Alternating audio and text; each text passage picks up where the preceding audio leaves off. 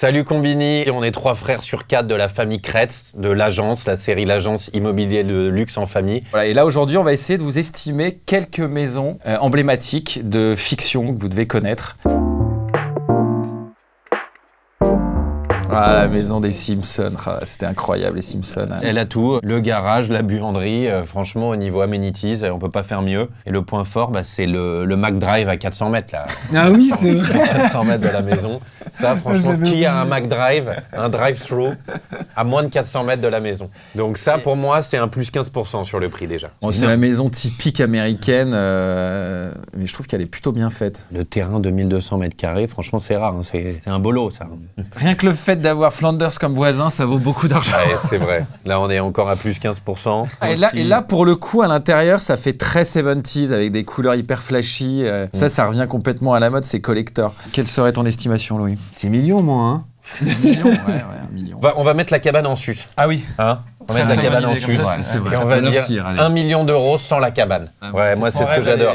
Des trucs standardisés comme ça, où tout le monde a la même chose. Moi, c'est mon rêve. Vraiment. Et une annonce où il y a marqué cabane en sus, alors là, je fonce. L'appartement dans Friends, qui n'a pas rêvé de s'installer à New York dans ce style d'appartement? Bah, même aujourd'hui, hein. Pourquoi jeune? C'est toi qui as envie de t'installer à New York? Ouais, moi, je le prends. Alors là, je le prends. Non, c'est coloré, c'est un peu rétro, mais franchement, ça revient à la mode. Ça a l'air d'être un étage élevé, avec une très bonne orientation, une belle hauteur sous plafond. En surface, je crois qu'il fait 80 mètres carrés si on regarde. 80 mètres carrés à Manhattan, ça coûte combien? Ça dépend du bloc, mais 1,4 million, allez. On parle en dollars. Hein. Moi, je dirais plutôt 20 000 du mètre. Je pense plutôt 1,6 million. Bah, ça dépend de l'étage. On ne sait pas en fait dans la série si on est au premier, au dernier, on voit pas bien. Là, t'as l'exhibitionniste là qui est juste en face là. On voit qu'ils vivent comme des étudiants dans un appart. J'arrive toujours pas à comprendre comment ils ont réussi à avoir un appartement aussi grand, alors que bon, à mon avis, ils roulaient pas sur l'or quoi. Vendre la chambre d'Harry Potter. Regarde, elle est toute mignonne. Regarde. C'est hyper bien optimisé quand même. Franchement, bon, il y a du rangement, c'est vrai. C'est les parents qui t'avaient mis dans un placard. Quand t'étais pas sage, ils te mettaient dans un placard. Un meudon, c'est vrai. Hein. Là, il doit y avoir 3 mètres carrés. Hein. Ouais, même pas. 1,50 m. C'est mansardé avec ça suffit. Harry Potter, il est pas grand. Hein. Ce qui est génial, c'est très cosy. C'est cosy. On a accès à tout très rapidement. On prend un bouquin, on cuisine, tout se fait. Franchement, on s'y perd pas. Puis on perd pas ses affaires. Je trouve que c'est plein de charme, malgré le fait que ce soit sous un escalier, c'est plein de charme. C'est bien éclairé. Banlieue de Londres, ouais, c'est quoi? C'est 10 000 du mètre. Attends, sans fenêtre. Tu le refais faire par ta femme qui est architecte, là on est à 50 du mètre. Hein.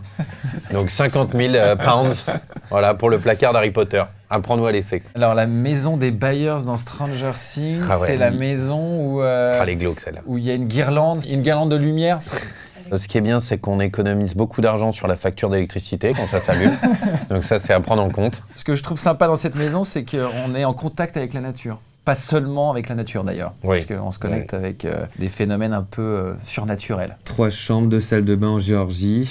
171 mètres carrés. En revanche, elle doit être hyper agréable à vivre parce qu'elle est que sur un niveau. Ouais, pas d'escalier. Ouais, on est peut-être dans les 300 000, allez, je pense. Elle est pas grande. Hein. Non, mais franchement, ça c'était avant le Covid, Martin. 400 000. Mais après, tu vas avoir du mal à la vendre si tu surévalues. Non, j'ai plein d'acheteurs tendance toujours à surévaluer. Ça fait la queue derrière. Tony Montana. Si on la connaît bien. Hein. Bon, celle-ci, elle est vendue avec les trous de mitraillette ou pas dans les murs. Non, mais ça, c'est du très très lourd. Hein. Les escaliers, les fameux escaliers. L'escalier. Ouais, qui part des deux côtés. Il y a 925 mètres carrés, 10 hectares. Il faut avoir une grande famille là. Oh là. Bon, non, tout seul, j'y vis. Hein. C'est tranquille. Hein.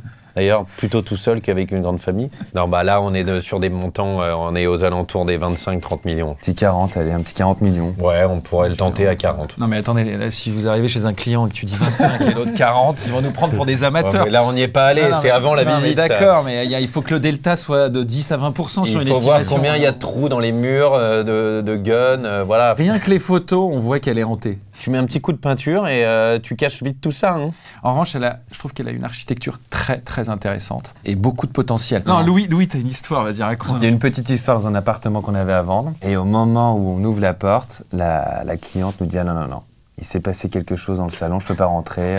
On fait demi-tour, on annule la visite. Donc, du coup, pas de visite. Et puis bon, effectivement, il s'était passé quelque chose dans l'appartement et la cliente a bien senti. Elle l'a senti. Dans la maison, il y a quand même eu un meurtre, un viol et un suicide. Donc ça fait monter les prix, ça. On va avoir du mal à la vendre celle-ci, je pense. Je pense que s'il y avait un passif comme ça sur une maison, on serait obligé de le dire au client quand même. Parce que... Mais pas du tout. C'est pas un vice caché. Il n'y a pas de nuisance. Si on est au courant, vaut mieux jouer carte sur table, quoi. Non, je suis quelqu'un d'honnête, hein, contrairement à mon frère. Ta question, c'était est-ce que c'est obligatoire? La réponse est non. Mais déontologiquement, oui. La réponse est non également. Je pense qu'il faudrait payer le client pour la prendre, celle-ci. Breaking Bad. Une de mes séries préférées. Ouais. Il faudrait déjà voir ce qu'il y a dans les murs. S'il reste du cash dans les murs, ça peut monter très haut les prix. Hein.